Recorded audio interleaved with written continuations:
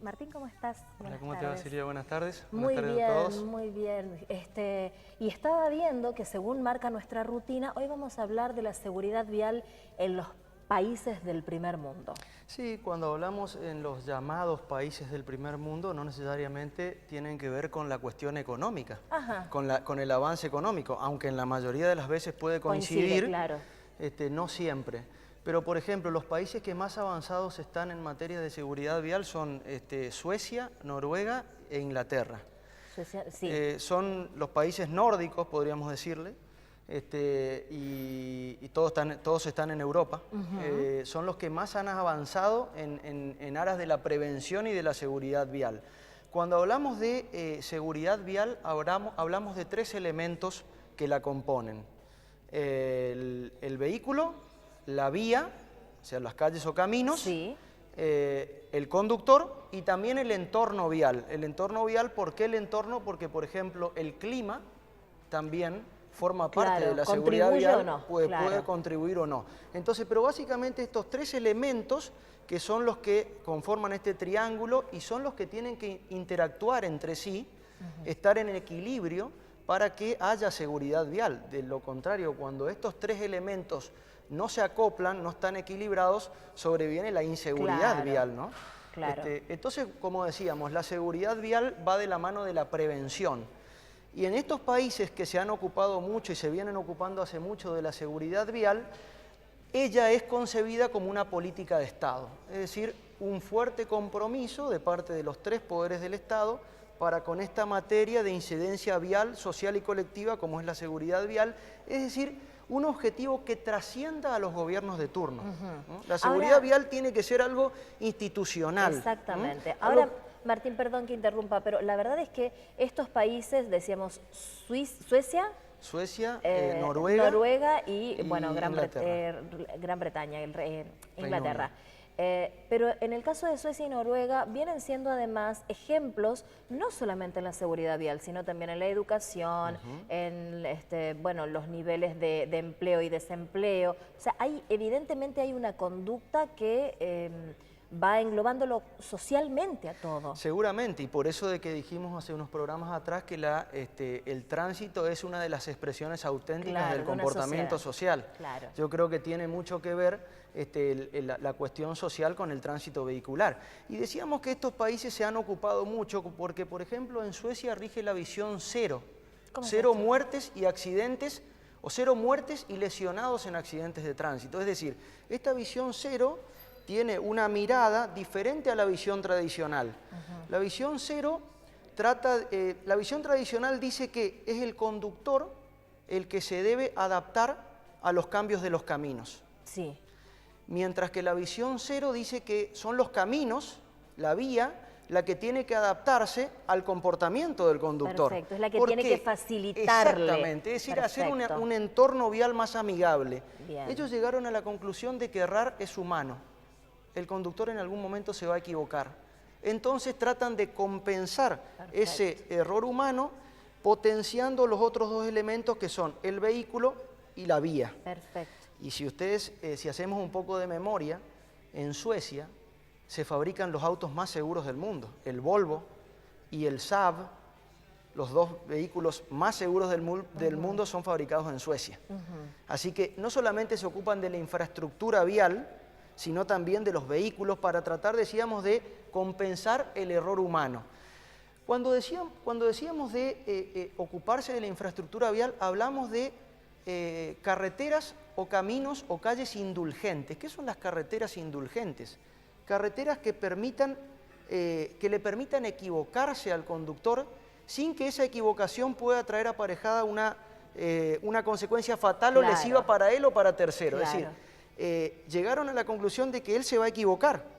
Entonces no van a poder evitar el accidente, pero sí van a poder reducir las consecuencias que esa equivocación pueda traer aparejada. Y es una visión importante, ¿no? Porque ya no pretendemos cortar los accidentes, sino reducir, aminorar las consecuencias lesivas o dañosas de ese accidente. Claro, estableciendo que efectivamente está esa posibilidad cierta de que se dé. Eso es trabajar en la seguridad pasiva de la infraestructura vial, es decir, que la seguridad pasiva absorba el error humano y esa absorción haga que no sea fatal Claro. o de lesividad grave para el conductor o para los peatones también, ¿no? Perfecto. Y ellos llegaron también a la conclusión de que la visión tradicional, ¿qué es lo que dice? Y que es la visión que por ahí tenemos en nuestro país, ¿no? La visión tradicional dice que en la mayoría de los accidentes el factor preponderante es el factor humano. Es el error del conductor o de los peatones. Sí. La visión cero dice que no, que el responsable es el constructor, el diseñador o el que mantiene la carretera. Ese es el primer responsable, el primer responsable, el que no diseñó, el que no mantuvo, el que no construyó bien una determinada carretera, una determinada calle, que hizo que no pueda llegar a contener esa equivocación humana. Comprendo. La semana pasada o en otro programa hablábamos de esta situación, de cómo es que alguien que en una ruta choca con un caballo, por ejemplo, bueno, se le pone el acento al conductor que no logró esquivarlos y no a la concesionaria de la ruta que evita que los animales sueltos circulen por allí. Claro, por ejemplo, perfecto el ejemplo, por ejemplo, voy en una carretera con una curva pronunciada y no tengo un guardarrail adecuado que me contenga algún determinado despiste del camino, algún guardarrail flexible que me permita absorber el impacto o la severidad del impacto y de esa forma tratar de aminorar esa energía cinética del vehículo. Y por ejemplo me ponen un guardarrail duro, sí, que hace que el impacto sea mucho más grave, o por ejemplo que no haya guardarrail. Claro. Entonces los tumbos del vehículo serían mayores y las consecuencias seguramente van a ser mayores. Es decir, decíamos de alguna forma tratar de que este entorno vial sea mucho más amigable, claro, y comprensible. Ahora, Martín, a la hora de la sanción, ¿no? La sanción está prevista también para los conductores en este caso. Ya entendimos que está inicialmente el ojo puesto en el responsable que no es el conductor, pero ¿también está previsto? Sí, por supuesto. Ajá. Siempre hay que analizar, porque en todo accidente pueden haber varias causas, pueden haber varios motivos y también, por supuesto, alguna conducta culposa o temeraria o negligente del conductor puede haber contribuido a causar el accidente o puede haber agravado las consecuencias también. Entonces, lógicamente, se tiene que evaluar también la maniobra o la conducta del conductor o de un determinado peatón, ¿no? También. Y son conductas, evidentemente, como bien decís, de larga instauración, de ir cultivándolo en el largo plazo. Ahora, hace falta una decisión política y una decisión social para un comienzo, porque si no parece retrasarse todo el tiempo. Es fundamental, es fundamental. Hoy decíamos al principio que es una política de Estado. Claro. Es fundamental una decisión política para tratar de cambiar esta visión, esta óptica de la seguridad vial y realmente tomarla como debe ser, estudiándola y haciendo una investigación y un análisis comprensible de estos tres elementos que la componen. Y no solamente poner el ojo en los conductores o en el peatón, no solamente poner el ojo en el error humano, porque seguramente si ponemos el ojo en el error humano vamos a estar descuidando los otros dos elementos que también son contributivos a una determinada situación de riesgo. Claro. Generan riesgo tanto la infraestructura como el vehículo. No solamente descuidándolo, sino también delegando responsabilidades, ¿no? Sí. Asumiendo roles bastante más pasivos desde ese lugar. Por Pregunto supuesto. ya como para cerrar nuestra columna de hoy, ¿cómo son las otras miradas en otros lugares del mundo que, bueno, no son los países estos que están en el top 10, estos que están en el podio? Si hay más de estos que son responsables, que tienen esta lectura de largo plazo respecto de la seguridad vial, o si son más parecidos a nosotros que, bueno, vamos allí a los tumbos todavía. Yo creo que son más parecidos a nosotros. Y nosotros, justamente la diferencia entre estos países que hace muchos vienen trabajando la seguridad vial en forma responsable y en forma sistemática, es que lo toman como una cuestión a largo plazo, claro, y en forma permanente.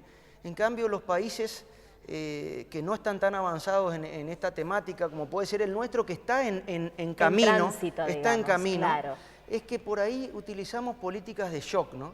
Es decir, claro, algún spot, alguna medida no permanente, sino repentina para lograr algún efecto quizás mediático, claro, más mediático que ir al fondo del claro. asunto, y entonces eso no contribuye. Eso realmente lo que genera es, no genera una continuidad en el tiempo y no genera una política de Estado. Claro. Entonces más bien lo vemos como una política, pareciera como esas políticas que aparecen previo a las elecciones, claro, ¿no? Es decir, algo cortoplacista, algo para tratar de concientizar rápido o querer modificar un hábito de conducta que no se puede modificar de la noche a la mañana, sino que lleva todo un estudio y un periodo que hay que analizar. Está. Martín, una pregunta breve. En una calle, senda peatonal o sin senda peatonal, la famosa cebra, con o sin semáforos, la prioridad de paso, ¿quién la tiene, el peatón o el automotor? No, el peatón. El peatón en las ciudades, en las sendas peatonales estén demarcadas o no, sí, la tiene el peatón. Es decir, el peatón puede cruzar lícitamente la calzada por la esquina. Ahí es tan difícil. Y es tan difícil, pero realmente los conductores deben entender esto. Marcelo, mire, le cuento, Marcelo T. de Alvear, sí, y Sarmiento es una dificultad enorme y es un desafío, es casi inmolarse cruzar por allí. Bueno, seguiremos hablando, Martín, la próxima semana. Muchísimas gracias por venir. Gracias a vos.